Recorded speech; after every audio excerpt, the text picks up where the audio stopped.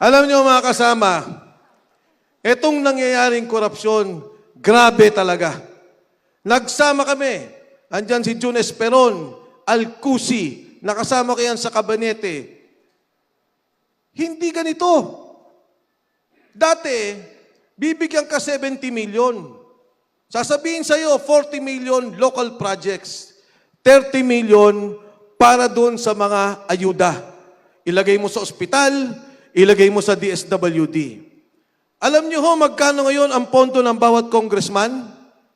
2 bilyon kada distrito. 2 billion pesos. Yan yung Cabral Files ni Lian Libiste. Hanggang ngayon, sa 2026, ganun pa rin ang ginawa nila. Kaya nga po, napasama ako dito, nung unang lumapit sa akin si Sergeant Gutesa, ang sabi sa akin ng kaibigan kong tagapamantasan ng Pilipinas, pakinggan mo, ipakilala mo kay Senator Marcoleta. Nung aking kong pakinggan si Sergeant Gutesa, ang sabi niya, Sir, nagbibilang kami ng pera sa bahay ni Saldico sa Valle Verde. Ang pagbilang namin ng pera, hindi na counting machine, kilo-kilo na. Dahil ang 1 milyon ay 1 kilo. Sa kanya ko nahunlaman. At ang isang maleta, ang kayang ilaman, 48 million pesos. Binibilang kilo-kilo ni Mark Teksay at ni Paul Estrada, dumadating ang pera, dinideliver nila sa bahay ni Saldico sa Horizon. Matapos mag-deliver, ibababa nila yung pera, dadalhin sa Aguado sa Malacanang at sa McKinley sa Forbes Park. Ang sabi na sa akin, Sir, isang delivery, nakita ko at sinabi naman na niya, si Congressman Eric Yap, nag-deliver 2.3 billion isang delivery. Nagulat ako. Sabi niya, maniwala kayo, sir. Pati ang media, nakita ko ang bigayan. Ang Department of Health, nagalit sila dahil may kontratang ayaw pagbigyan. Sabi nila, zero budget. Pero nung matapos umoo, yung Secretary of Health, binigyan ulit nila ng pondo. Hindi po ako makapaniwala sa sinasabi ni Sergeant Gutesa. Gulat na gulat ako. Bagkus ganun, pumunta kami kay Senator Marcoleta. Hindi ko pa kasama si Gutesa. Ang sabi ko kay Marcoleta, Senador, pakinggan mo to. Sabi niya, kilala mo ba yan? Sabi ko, kilala ko yung nagpakilala. Pero sigurado ko, hindi nagsisinungaling to. Nagkita po kami sa isang restaurant. Pinaliwanag ni Gutesa. At sinabi pa ni Gutesa ng panahong yun, nadidinig ko, nung inuhuli po si Pangulong Duterte, nandun ang NBI, nandun ang mga ahensya ng gobyerno sa Maidas Hotel ni Saldico, hinihintay naming arestuhin si Pangulong Duterte. Alam niyo mga kasama, ang sabi ni Senator Marcoleta, Sergeant Gutesa, parang awa mo na. Baka huling hearing na to. Pag hindi ka magsalita, hindi malalaman ng taong bayan kung anong nangyari sa pondo ng ating bansa. At doon po sa aming pag-uusap, tinanong siya, bakit ka lumabas, Sergeant Gutesa? Sabi niya, Sir, kami po sundalo. Sumusunod lang. Nagdadala ng pera. Nung nakita po namin yung flood control scandal na bilyon-bilyon ang ninakaw at yung aking kamag-anakan at kamag-anak ng aking mga kasama nasira bahay, nawala negosyo dahil sa baha, nagdesisyon akong lumabas para na lang po sa kinabukasan ng aking mga anak. Alam niyo mga kasama, mag-isang nagpunta si Sergeant Gutesa sa Senado. nagpanotaryo, mag-isa. Magkakasama kami nung gabi. Ang sabi ko, Sarge, mauna na ako. Sabi niya, sir, walang problema. Ako na magpapanotaryo. Pupunta ako sa Senado. Tumawag si Senador Marcoleta ng umaga. Ang sabi ni Senador Marcoleta, Mike, pwede bang pag tinanong sino nagpakilala, sabihin ko ang pangalan mo? Sabi ko, okay lang, Senador. Walang problema. Umpisa pa lang ho. Sinabi na kagad niya, ang nagpakilala sa akin kay Sergeant Orly Gutesa ay si Mike Defensor. Sabi ko, patay na to. Laban na. At doon nga po nangyari. Lumabas si Sergeant Gutesa. At anong ginawa nila? Nung una, ang sabi nila, pro-protektahan. Ilalagay doon sa kampo para proteksyonan si Sergeant Gutesa. Nung huli, under detention na si Sergeant Gutesa. Pinapirma nila ng affidavit na ang sinasabi, nagsalita lang daw siya ng ganon dahil ang sabi ko daw at ni Senador Marcoleta ay bibigyan namin siya ng pera. At yung kanya pong affidavit, binago na wala siyang delivery ng pera kay Martin Romualdez. At higit sa lahat, yung kanyang pamilya, yung bahay niya, araw-araw binabantayan. Tinatakot ang kanyang asawa at ang kanyang anak.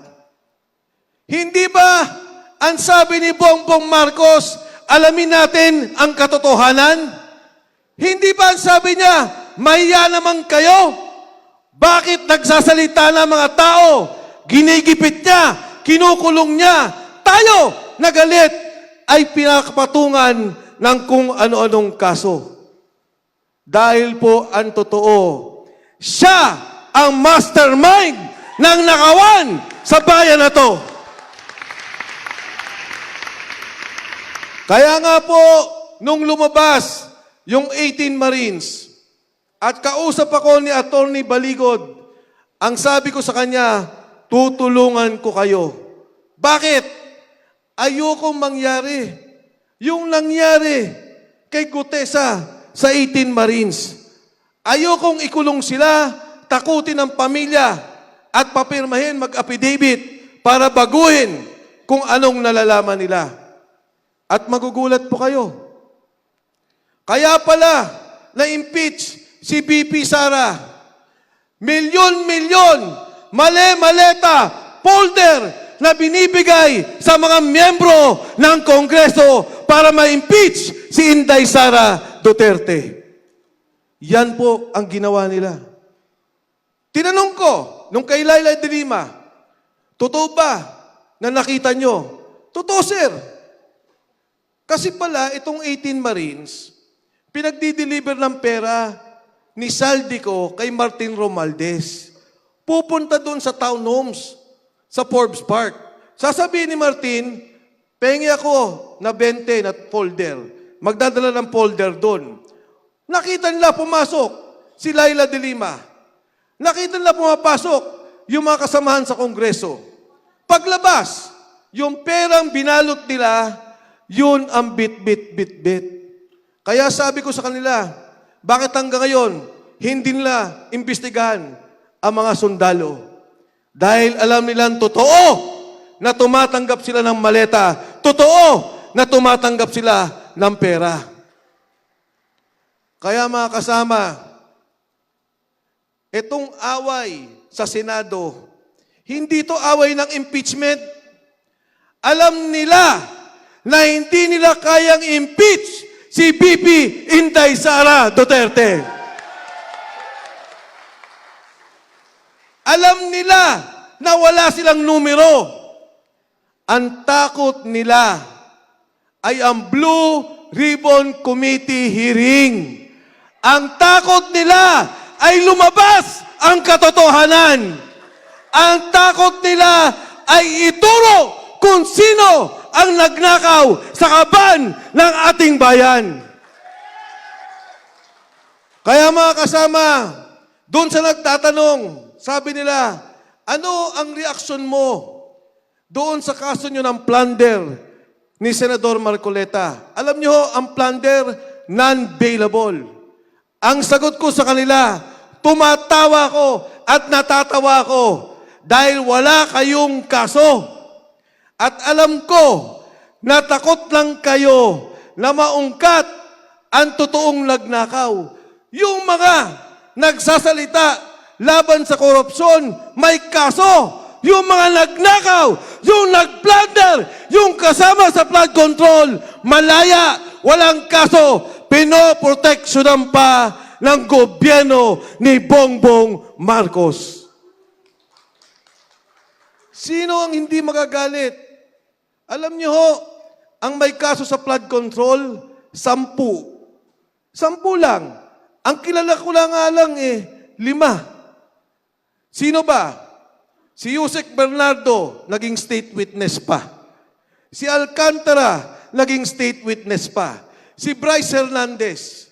Ang kilala ko lang sa senador, pinailan nila, Senador Joel Villanueva, Senator Jinggoy Estrada, Senator Chis Escudero, puro kalaban nila. Sino pa naalala nyo? Wala na. Sino pa? Si Bong Revilla. Kinasuhan nila. Doon sa kasong yun, 4. Si Bong Revilla, Alcantara, Bernardo, Bryce Hernandez. Yung 3, sweet witness, si Revilla, nakakulong. 4 lang ang kasama doon. Si Revilla pa ang nakulong. Ngayon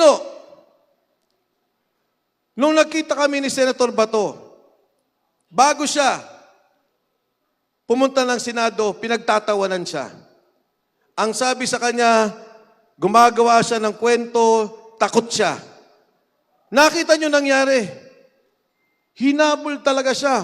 Huhuliin siya. Sino may dala ng warrant? Gobyerno ba? Trillanes. Ni hindi gobyerno ang nagdala ng warrant. Ni hindi natin alam kung totoo ang warrant. Nung makita ko si Senator Bato, ang sabi ko kaagad, Senador, ang bilis mo palang tumakbo. Sabi niya, Mike, ensayado ko, 6 months. Pero sabi ko, Senador, grabe pala. Ikukulong ka talaga nila. Kasama si Senator Bongo sa ICC. At malamang, ipilit nilang isama si BP Inday Sara Duterte. Bakit? Dahil takot sila na may kalaban. Dahil takot sila sa 2028, alam nila, hindi maihinto, hindi mabibigilan si Inday Sara Duterte na susunod na Pangulo ng Republika ng Pilipinas. Balik tayo mga kasama sa ating sitwasyon sa ngayon. Bakit ngayon kinakasuhan lahat? Dahil ayaw nila na may magsalita. Ayaw nila na may mag-question. Ayaw nila na may magalit. Noong panahon ni Marcos Sr., kailangan isara ang Kongreso at Senado. Ngayon, nabili na nila ang Kongreso, nabili na nila ang Senado, pilit binibili ang Korte Suprema, kaya kailangan nilang ipahuli tayo na nandito. Papayag ba tayo? Lalaban ba tayo? Mga kasama, lahat tayo dito sigurado ako magkakaroon ng kaso. Iisa-isahin nila tayo. Sabi ko sa mga kasamaan sa Lanao, pagka nagkaroon na ako ng unbailable at kinasuan na ako, nagkawaran, doon ako magtatago sa inyo. Paano? At bakit tayo pinapatigil?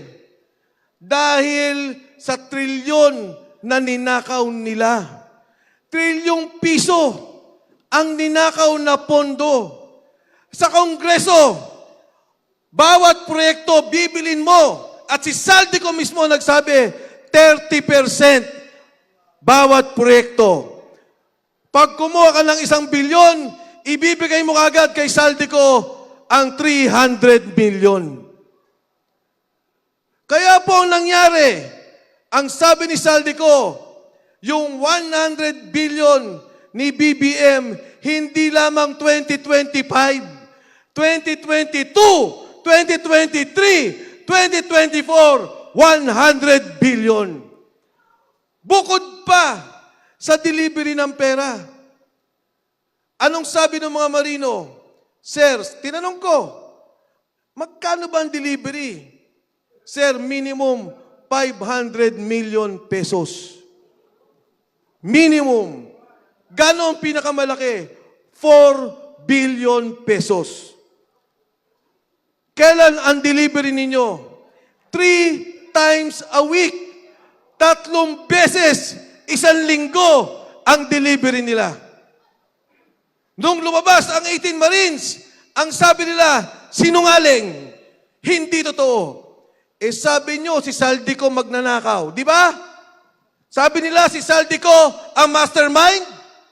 Eh bakit nagsalita yung mga bata ni Saldico? Etong delivery namin, sabi nila, hindi totoo. Yan pong sinabi ni Gutesa at yung sinabi ng 18 Marines, sila mismo ang nagdadala ng pera. Sila mismo ang nagdidirekta ng pera. At ito po yung malungkot.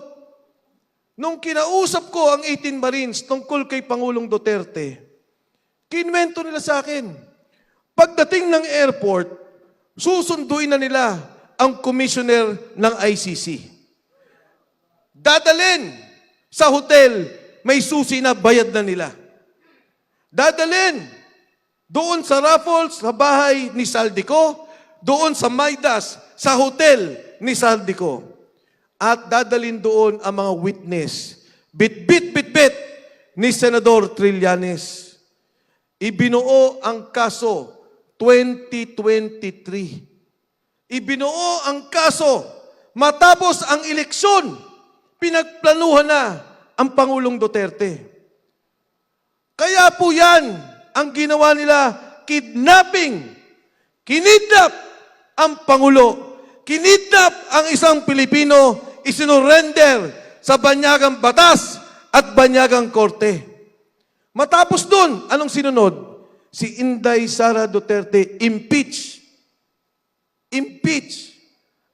At matapos po niyan, hindi natin nakita, nagkaroon ng flood control scandal.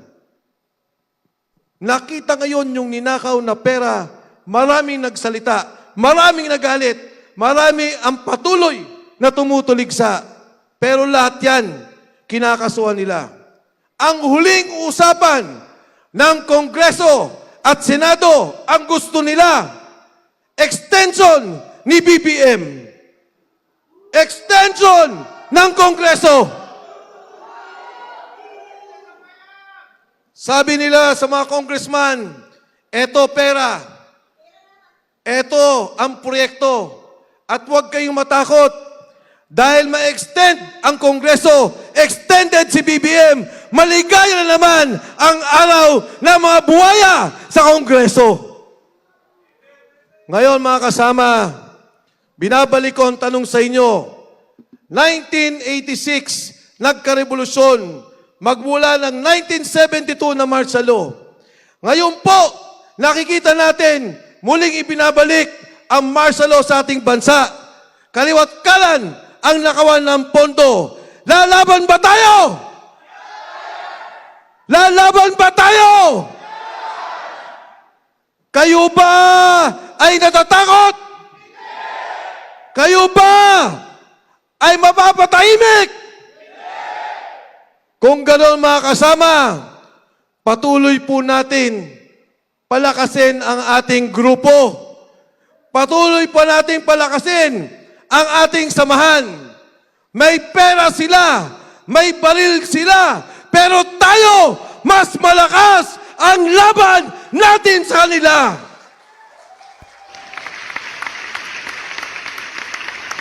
Kaya nga mga kasama,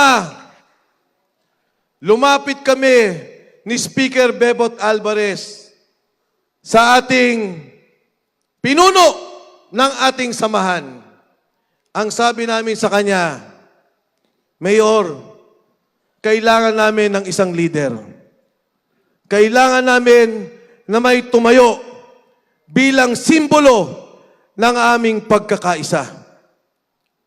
Si Pangulong Duterte, nandito tayo hindi lamang para sa kanya, kung hindi ang prinsipyo, ang paninindigan, ang liderato na ipinakita ng isang Duterte para sa ating bansa.